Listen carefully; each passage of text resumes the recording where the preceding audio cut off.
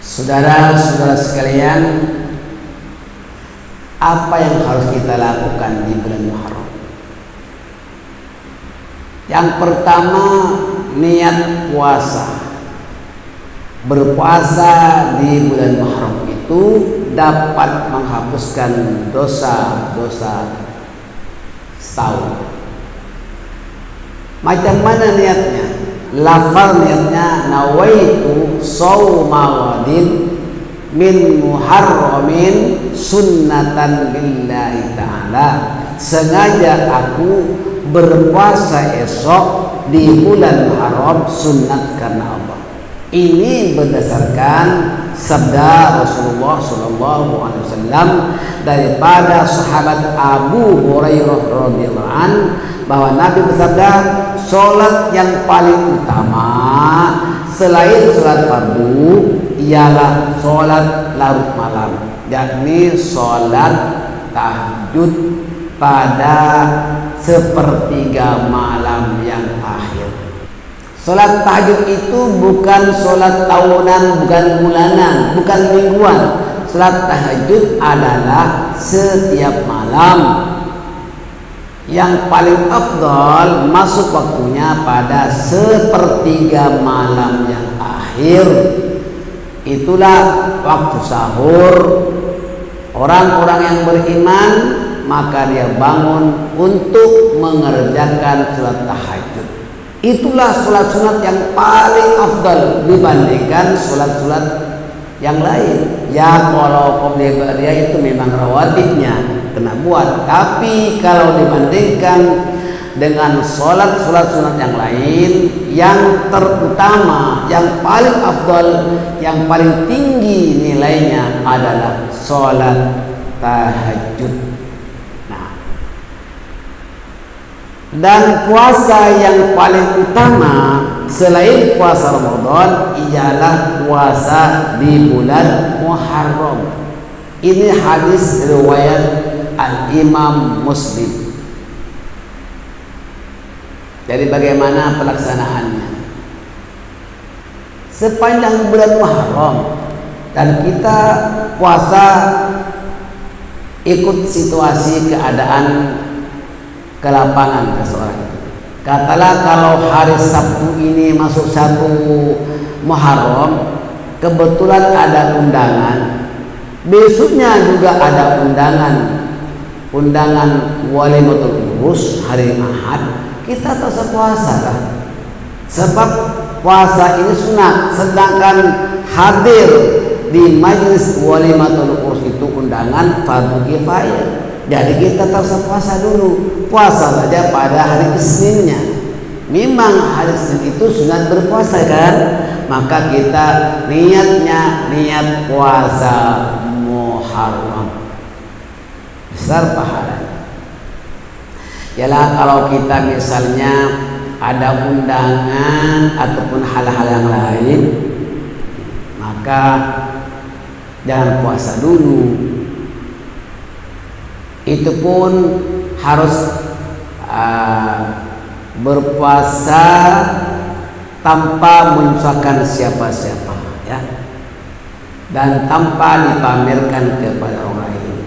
Hanya sila jemput makan, ini di majlis undangan, minta maaf saya puasa, itu pun kurang baik, ya, seolah-olah mempamerkan ibadah puasa. Yang kedua, niat puasa Tasu'a, ini 9 Muharram. Lafaz niatnya, nawaitu shauma wadin mi yaumi Tasu'a sunnatan lillahi ta'ala. Sengaja aku berpuasa esok pada hari Tasu'a sunnat karena Allah. Ini berdasarkan hadis daripada Ibnu Abbas radhiyallahu anhuma, bahwa Rasulullah SAW bersabda, jika aku masih hidup hingga tahun hadapan, aku akan mula berpuasa pada hari Tasu'a, yakni 9 Muharram. Hadis ini adalah hadis Al-Imam Muslim. Tapi maaf saja, Rasulullah itu cuma berazam akan berpuasa pada 9 Muharram. Asal usulnya karena sahabat mengemukakan kepada Rasulullah, ya Rasulullah, orang-orang non-muslim pun berpuasa pada 10 Muharram, yakni puasa Asyura.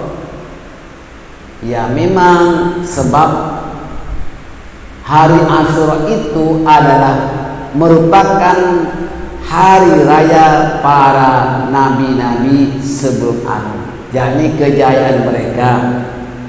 Maka orang-orang yang bukan Islam pun, yakni yang taat kepada perintah agamanya, mereka juga puasa.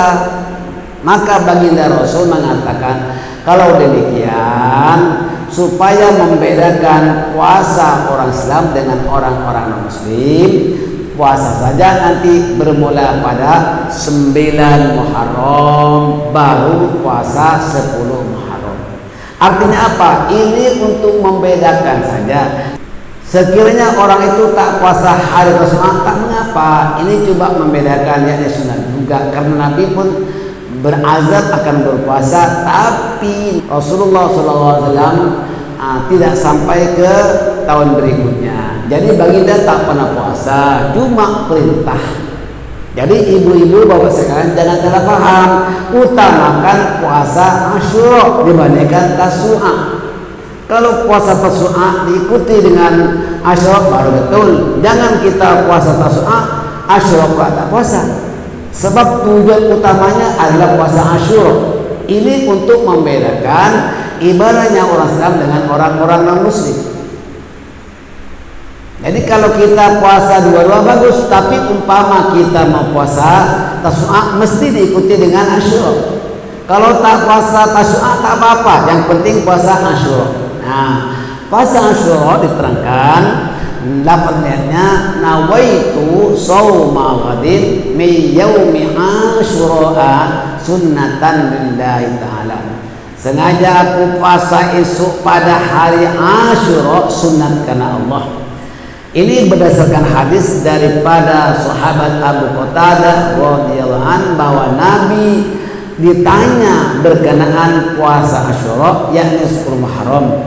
Maka baginda menjawab, ia dapat menebus dosa yang lalu. Hadis ini riwayat Al-Imam Muslim. Bapak Ibu sekalian, khususnya pada perempuan, kalau seorang istri mau puasa sunat itu, ya sebetulnya perlu meminta izin kepada suaminya.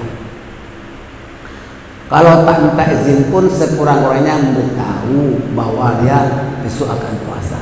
Kalau suaminya tak membenarkan karena suaminya itu akan ada tetamu ataupun ada keperluan yang lain, maka tak boleh berpuasa. Tengok suami juga, ya. Kalau suaminya itu memang tak minat, tak cenderung kepada agama, ya, susah nak membenarkan istri berpuasa, itu namanya suami brengsek. Jangan marah ya. Ada suami tak suka, itu tak usah minta izin lah. Yang penting ibu sebagai istri harus melayani suaminya seperti mana biasa, ya mungkin menyiapkan makan minum, mencuci baju pakaiannya, digosok sebagainya. Jangan mentang-mentang berpuasa sunat lalu mengabaikan tanggung jawab sebagai istri. Bang, sudahlah bang, saya puasa bang, makan di luar saja lah bang. Kalau suaminya oke, jangan mengatakan, bang sudahlah makan nasi bungkus aja, saya puasa bang. Ada istri itu dengan puasa langsung badan lemah, tak mau buat kerja tentang kerja rumah, melayani suami pun tak mau. Artinya apa? Itu mengurangi tanggung jawab kita sebagai suri rumah tangga, ya kan? Jadi apa? Seperti biasa puasa-puasa, tetapi tanpa mengurangi layanan, makan minum, cuci pakaian dan apa saja yang perlu dilakukan sebagai seorang istri. Kalau bapak puasa nak bilang minta izin sama istri, tak wajib minta izin, tapi perlu suami memberitahu bahwa dia mau puasa, ya kan? Supaya istrinya paham, oh suami aku puasa, akan puasa, maka menyiapkan sahur, menyiapkan berbuka, ya kan? Suaminya berpuasa mesti beritahu sama istri juga.